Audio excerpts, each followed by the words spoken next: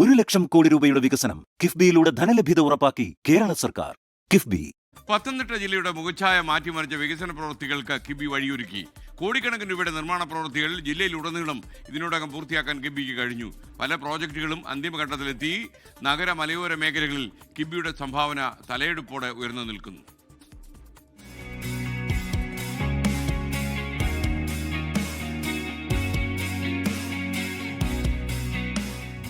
ജില്ലയുടെ സർവ്വമേഖലയെയും സ്പർശിച്ചാണ് കിഫ്ബി വഴിയുള്ള വികസനം.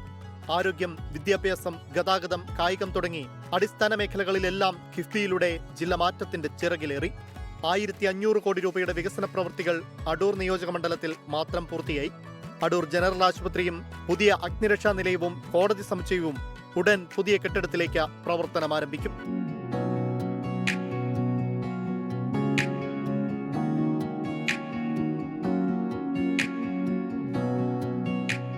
അടൂരിൽ തുടങ്ങി റാന്നിയും കോന്നിയും ആറന്മുളയിലും തിരുവല്ലയിലും അടക്കം ജില്ലയുടെ 5 നിയോജക മണ്ഡലങ്ങളിലും മാറ്റത്തിന് തിരികൊളുത്തി കിഫ്ബി. മറ്റ് ജില്ലകളിൽ നിന്നും വ്യത്യസ്തമായി പത്തനംതിട്ട ജില്ലയ്ക്ക് കൂടുതൽ വികസനം എത്തിക്കാൻ വേണ്ടിയിട്ടുള്ള ഒരു സാമ്പത്തിക സഹായം കിഫ്ബിയിൽ നിന്ന് ലഭിച്ചിട്ടുണ്ട്.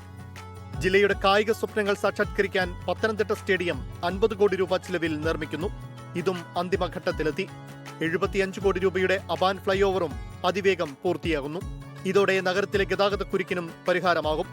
ജനറൽ ആശുപത്രിക്ക് പുറമെ കോഴഞ്ചേരി ജില്ലാ ആശുപത്രിയിലും 33 കോടിയിലധികം രൂപയുടെ ആധുനിക സജ്ജീകരണങ്ങൾ ഒരുക്കിയിട്ടുണ്ട്. ജില്ലയുടെ വിവിധ ഭാഗങ്ങളിലൂടെ കടന്നുപോകുന്ന റോഡുകളും കിഫ്ബിയിലൂടെ നവീകരിക്കപ്പെട്ടു.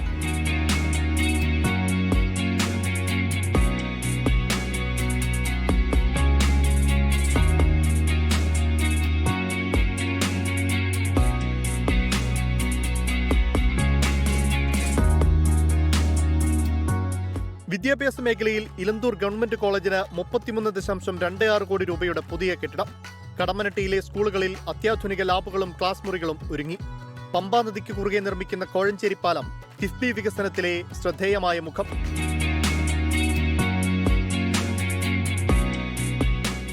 വികസനത്തിന്റെ അനന്ത സാധ്യതയിലേക്ക് കിഫ്ബി വഴി തുറന്നതോടെ പത്തനംതിട്ട ജില്ലയാകെ മൊത്തത്തിൽ മുഖം മിനുക്കി. 24 പത്തനംതിട്ട. ലോകത്തെവിടെയായാലും ഏത് സമയത്തും 24 വാർത്തകളും ഓഗ്മെന്റഡ് റിയാലിറ്റി പാക്കേജുകളും എക്സ്പ്ലെയിനറുകളും വിശദമായി കാണാൻ ഞങ്ങളുടെ യൂട്യൂബ് ചാനൽ നിങ്ങൾക്ക് സബ്സ്ക്രൈബ് ചെയ്യാം.